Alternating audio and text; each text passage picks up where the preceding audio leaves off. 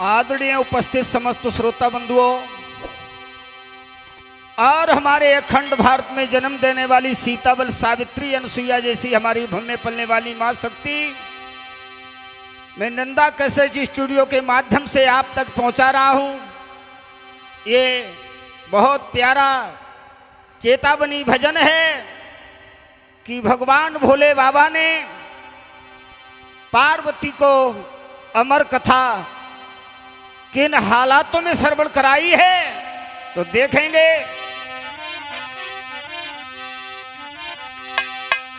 महायासन पर महादेव जी बैठे आसन मार, अमर कथा जब लगे सुनाने, गौरा को त्रिपुरारी हूँ करा दैरो तोता, उमा के पर गए सोता।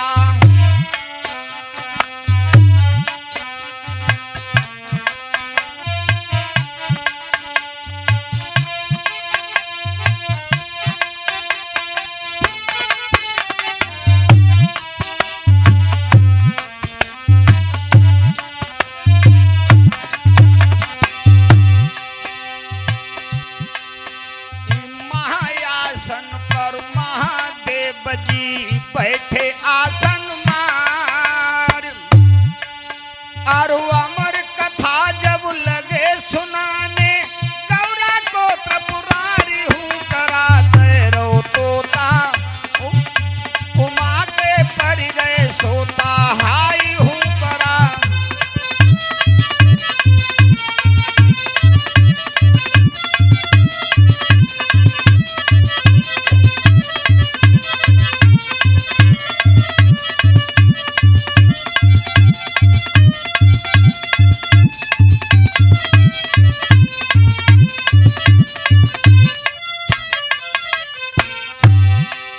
सर्वेंद्र, अरे भोलेनाथ शंकर ने गौरा को कथा सुनाई,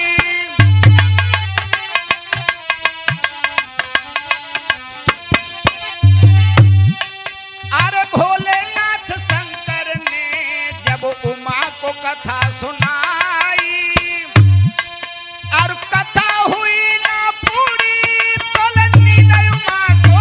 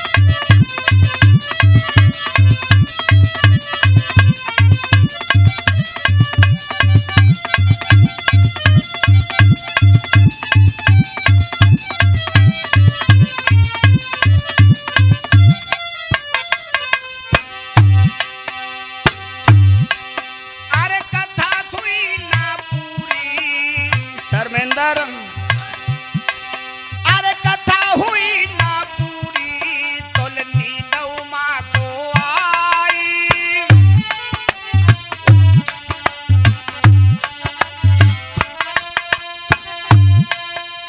भोलेनाथ जी कथा के रहे नींद में आंसी आई,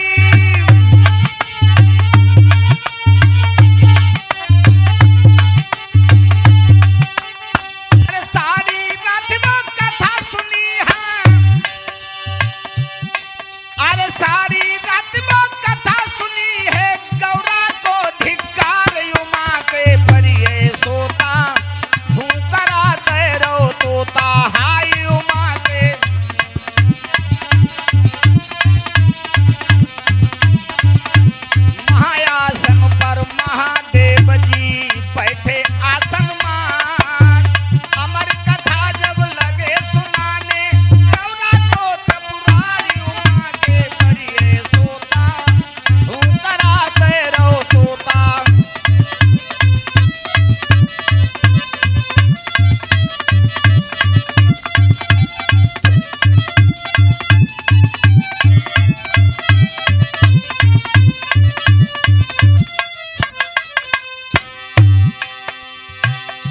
सर्वेंद्र,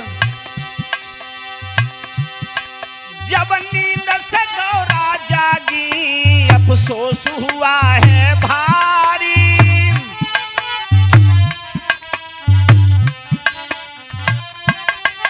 अरे नींद से गौरा जागी अफसोस हुआ है भारी, एक कथा सुनी ना हमने प्रभु लग गई आँखें हमारी।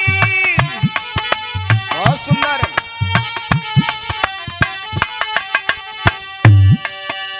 भोलेनाथ जी कहने लागे,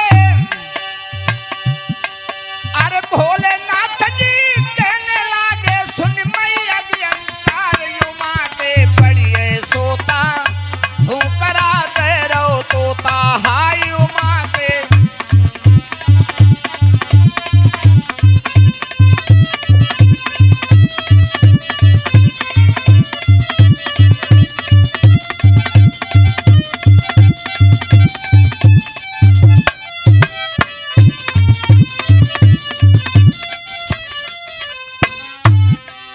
भोलेनाथ जिस समय ये बात सुनकर के उमा की और कहा है,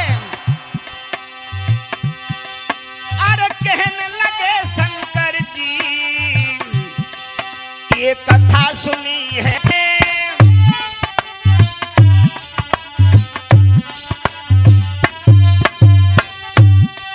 अरे भोलेनाथ जी कहने लगे ये कथा सुनी है, किसने जिंदा ना छोड़ूंगा जो हुआ हूँ करा जिसने।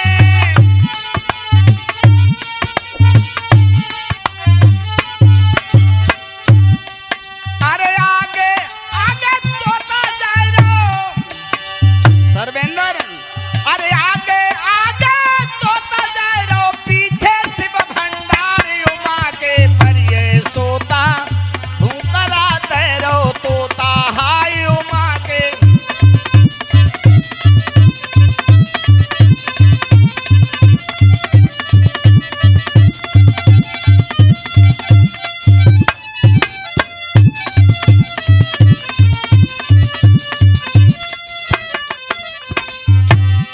अब क्या हुआ, लेकिन मैं कह रहा हूं जरा समझने की कोशिश करना, फिर हम भी नहीं कह रहे हैं शास्त्री जी। अरे उड़ते उड़ते तोता जब वेद व्यास घर आया,